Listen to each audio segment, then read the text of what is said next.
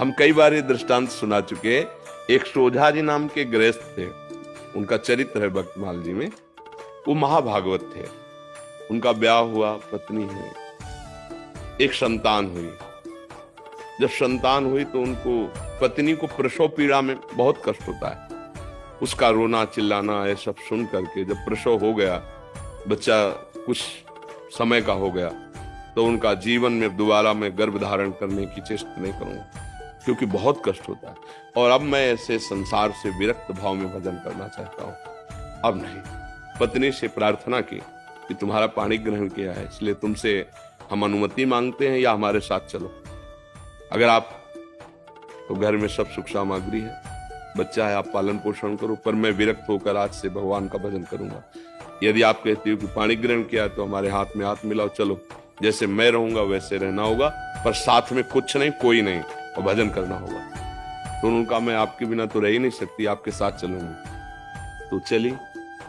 जब गांव के बाहर निकली, जंगल में पहुंची तो देखा थोड़ा धीमी चाल है, तो उनका जल्दी से आओ ना, तो देखा गोद में बच्चा है। तो पलटू उनका कहा था कि हमारे साथ अन्य कोई नहीं चलेगा, सिर्फ आपकी अनुमति है, आप बच्चा ले। बोले नवजात शिशु, इसको कहाँ छोड़े, इसको कौन पालन पोषण करेगा? तो उन्होंने कहा सब जीव जंतुओं का पालन पोषण करता है, वही भगवान करेगा। या तो वापस हो जाओ या बच्चा यहीं छोड़ दो। वो कैसे छोड़, उनका भगवान का भरोसा, छोड़ यहीं बच्चा या वापस जा। वो महाभागवत थे, पर पत्नी अपने पति को भगवान मानती थी, छोड़ दिया बच्चा वहां।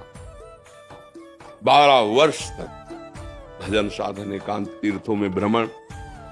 जब उन्होंने अपनी पत्नी की तरफ देखा तो उसको एकांत में बार बार क्या हुआ होगा मेरे बच्चे का। तो उनका, चलो आज तुम्हारे अंदर जो बार बार एक प्रश्न रहता है उसका उत्तर दिला देते हैं। अपने गांव में आए, बाहर बैठ गए, तो 12 वर्ष में दाढ़ी बाल ऐसे तो कोई पहचान नहीं। तो उन्होंने पूछा कि यहाँ तुम्हारे गांव में एक सोजा जी थे, सुनाओ संत बन गए, तो उनके कोई संतान थी, क्या हुआ आपको पता है? तो उनका, अरे भाई उनके भाग्य क्या कहने। सोझा जी को जब जाते हुए सुना तो यहाँ का जो राजा था वो बड़ी श्रद्धा रखता था, तो उसने घुड़सवार दौड़ाए। सोझा जी तो मिले नहीं, लेकिन उनका लड़का मिल गया जंगल में, उसको उन्होंने रख लिया। उनके कोई लड़का नहीं था, तो अब युवराज पद पर वो है। बोले अच्छा अच्छा अच्छा, और वापस हो गए। पत्नी का देखा, घर में रहते तो हम गरीब किसान थे, लड़के को क्या बना पाते, लेकिन भगवान के हुए तो क्या बना, युवराज, और आगे चलकर वही राजा बनेगा। आप चिंता मत कर, चुपचाप भजन कर। ना कोई जंगली पशु पक्षी खा पाया बच्चे को, ना कोई हानि पहुंची, और अरे सर्वरक्षक भगवान, भरोसा भगवान का। तो तुम माँ हो, तुम्हारा सोचना ऐसा ठीक ही है, पर वो मोह के कारण। भगवान विश्व के माता पिता, तुमेव माता च पिता तुम, वो विश्व का पोषण कर रहे। देखो पशु पक्षियों का, कितने सुंदर सुंदर पक्षी, और जंगल में रहते हैं, हष्ट पुष्ट रहते हैं, कोई उनकी दवा करने वाला नहीं। रहीमन बहु भेषज करत, ब्याज न छाणत साथ, खग मृग बसत अरोग, हरि अनाथ के नाथ। उनकी कौन दवा करता है, कौन भोजन, सब हष्ट पुष्ट स्वस्थ। भगवान पूरे विश्व का भरण पोषण करते, आपकी संतान का भी भरण पोषण करेंगे। इस बात से डरो मत, भजन परायण रहो, जब तक श्वास है तब तक उनकी सेवा करते रहो।